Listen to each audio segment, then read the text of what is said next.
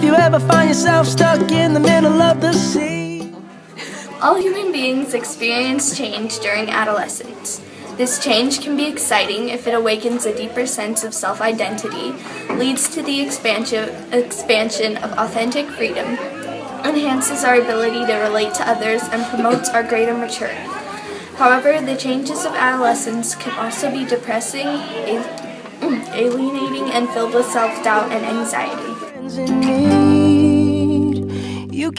I'll say that quote, it could be interpreted as just simply adolescence is self-discovery, in the fact that, you really look into yourself, you find out who you are as a person. Sometimes it might not be what you expected, what you wanted really. Like, I wanted to be a soccer player, and obviously that didn't turn out right, so guess I'll have to live with that. But, I know that there are other opportunities out there, so as a teenager, I'll say that it's quite the ride, from personal experience, but normally if you think you make the right decisions, it's quite the fun ride. I would agree with Mr. Peter. I think adolescence is definitely a term of self-exploration, but I think the latter half of that quote stresses that it's not something you necessarily have to do alone.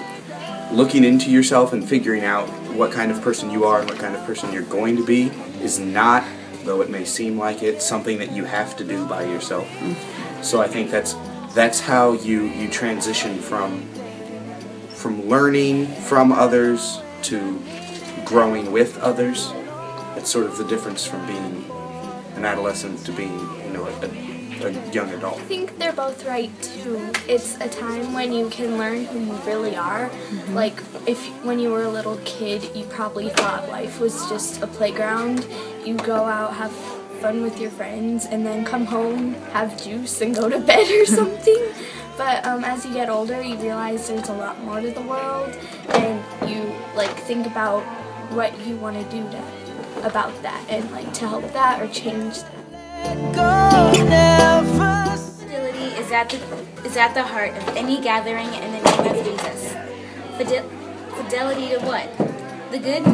To the good news Jesus proclaimed to the poor and the captives, and to the way of living embroiled in Jesus' own life. Count on you like 4, 3, 2, and you'll be there. 'Cause that's what friends are. Second, the prototypical assembly of Christians. The Eucharist also offers guidance for ministry with youth. The Eucharist defines Christian life as double-sided, offering thanks for the Spirit of Jesus present in the assembly and begging forgiveness for not recognizing the face of Jesus in the hungry, the thirsty, the sick, and the imprisoned, and those without shelter or clothing.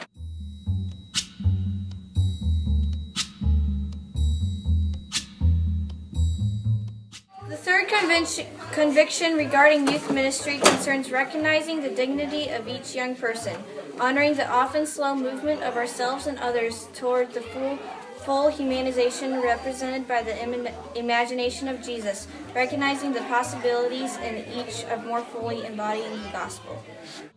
Be afraid, oh I won't be afraid, just as long as you stand. Instead of the closed fist that grabs, it is the open hand that offers food to the hungry or comfort to those in pain. Stand by me, oh stand by me, stand by me. If the sky that we look upon should tumble and fall, or the mountain should crumble to the sea, I won't cry, no I won't shed a tear, just as long as you stand. Instead of the obscenely raised finger, it is the healing gesture of embracing. Stand by me, oh stand by me. Oh, stand now, stand by me, stand by me.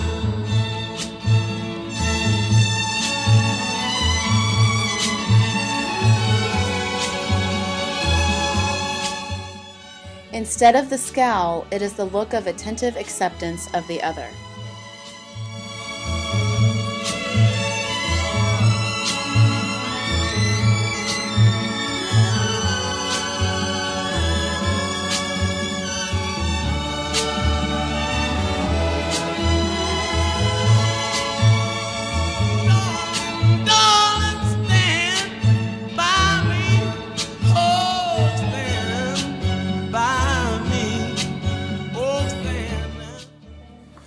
Love of neighbor is seen in individual and communal acts. Whenever you're in trouble, won't you stand by me?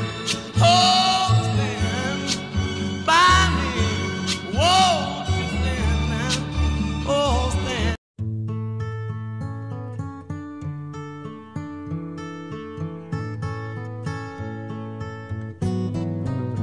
When you're down, Love of the relationship between self and neighbor.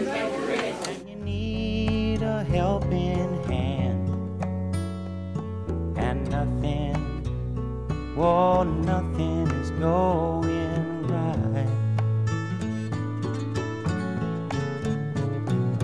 Close your eyes and think of me. Worship!